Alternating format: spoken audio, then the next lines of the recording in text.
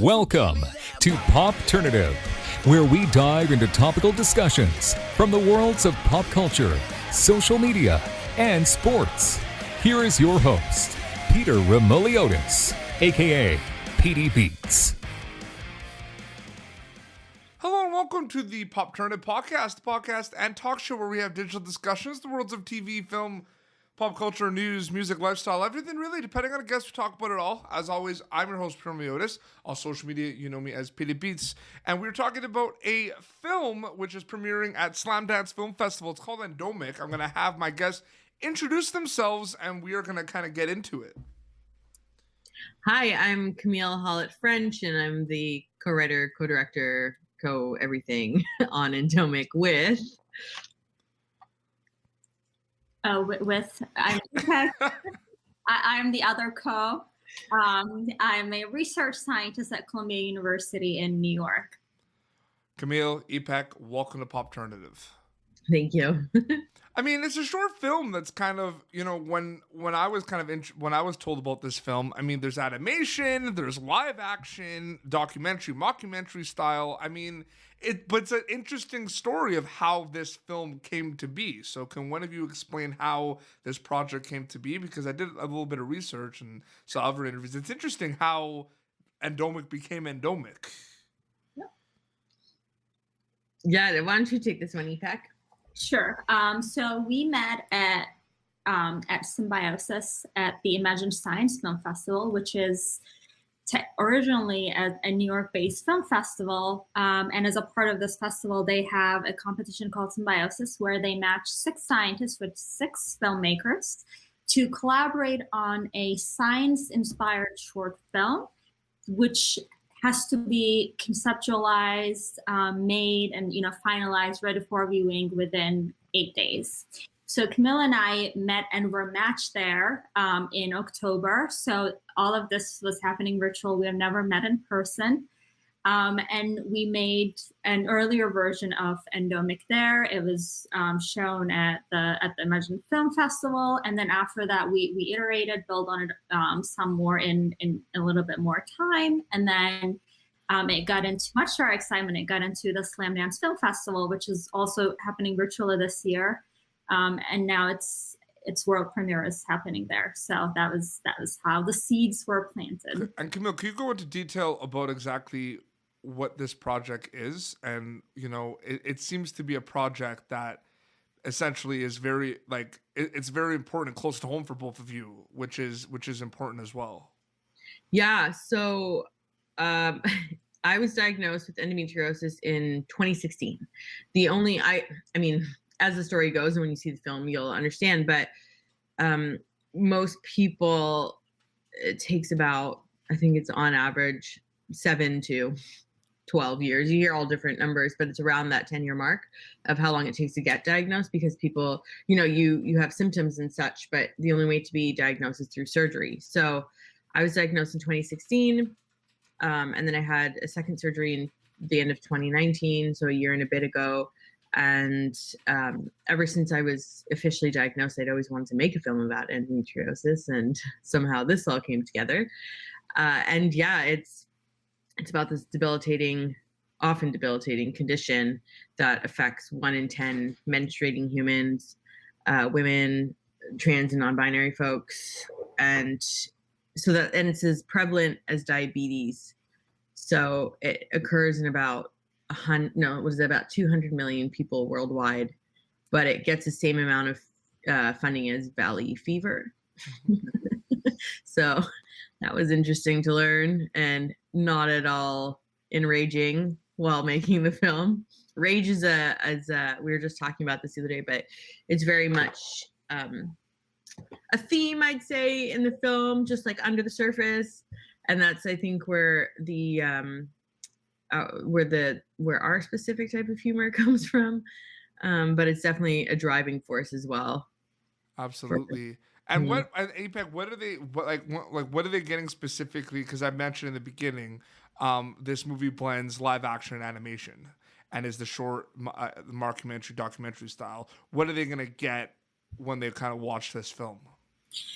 So they Right. When people watch, we want people to first laugh and then think. So that sarcasm, that dark humor, is very much a defining, prominent aspect of this film. So we it wasn't just, this is not like an educational content that we're looking to send to the OBGYN departments around around the world or anything. It's definitely for the people, for the patients, their loved ones, their families, for people to watch and think about it. So what we did was we wanted to connect the pieces that are so disparate and so disconnected from each other with respect to why we have so little awareness of this disease. Why don't we recognize it why don't we recognize it as a disability, even going further, because it is associated with very significant impact on people's quality of lives. And so some of these things, like, why don't we know? It is a problem, but importantly, it is ridiculous that in this day and age, that we still know so little and we're doing so little about it. And of course, we wanted to combine patients' voices, because I think people who live with endometriosis, they have not been given a platform to really have their voices, get their voices to be heard, Yep. to have a chance to speak. So we wanted to combine all those elements in this medium. Absolutely. And Camille, it's one of I find that interesting because you're raising awareness, but there's some laughs in it as well. How important was it when you were making this film to have that balance where it's that resource awareness, but also kind of the, not leisure, but kind of laughing, kind of, watching something aspect of it? Because that can be hard as a filmmaker to kind of put the two together sometimes. Yeah, I think what we did was we just let ourselves and what we already have drive it and carry it. And so very early on, we discovered that we have a really similar sense of humor. Mm-hmm. And I knew too, we couldn't have made, okay, so how I always refer to it is there are films about endometriosis out there, but they're always the interpretive dance, inspirational music type of film. And those are very needed for, for that niche in the market, or for those times when you do feel like that. But I haven't seen anything else that was just I'm Andy the uterus, you know what I mean? And so I think it just happened naturally, where we're, what they say as filmmakers, it's make the types of movies you want to see. You know? But also write about what you know too is a big thing too, right? Yeah. I think I feel like that's something, Ipek, that kind of gets lost a little bit, where people want to aspire to do things, but it's you guys had this opportunity to do something that you were familiar with. And I think that kind of made it stronger. Ipek, do you agree with that a little bit? Right. Oh, doing something we already had some sort There's familiarity with that. You being a scientist researching, there's familiarity with this project, with your past experiences as well, right? Right, for sure. So I do research in endometriosis. That's the main disease model I've been studying for a while, and I'm currently focusing on. So there is, when Camille, referred to the sense of rage, there was definitely personal elements with respect to what kind of rage, what kind of things we were so, rageous about. So we did bring in those personal elements, some of why is there so little research funding? And I think in that sense, right, so the writing, the patient, the documentary patients, of course, there are a lot of elements from personal stories and personal experiences and conversations, yes. For sure. And you guys never met each other, actually. I mean, #COVID, right? Yeah. Really travel, but that's interesting too, Camille. Yeah. I mean, it's pretty weird when you think about it, because now when Ipek and I when we don't talk for 4 days, I'm I miss you. I feel tell me everything about your life. What have I missed? Because right after making the film, we went right into going after festivals and trying to continue the project, and we're looking for development funding for a feature series, and so we're constantly working together. And so it's still pretty strange. I think when we finally see each other, we're going to be oh, I thought you were taller, or whatever, And the film festival circuit, and I want you both to kind of answer this, Ipek and Camille, both of you. But the film festival circuit is an interesting, developing industry. You know, it has its ups and downs. There's big film festivals, there's small film festivals. There's a lot that are kind of focusing on shorts and a lot of indie projects as well. So it's a kind of a two-part question for both of you. I mean, one, I mean, is an easy one. I mean, how excited are you that a festival like Slamdance is going to basically be showing your film? Because that's fantastic. And two, I mean, when did you kind of realize that you like does this do short films now when they make them? Are they always thinking just right away like film festival? Like, is that the mindset now with short specifically too, Camille? From my perspective, yes. Yeah. But it also depends. Like, I've made shorts, well, like one, I guess, where I wasn't really expecting to go after festivals. Yep.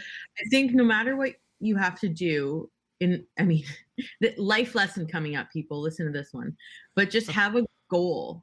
Yeah. Like, and so, like, look at what you have. I don't like the word realistically, authentically.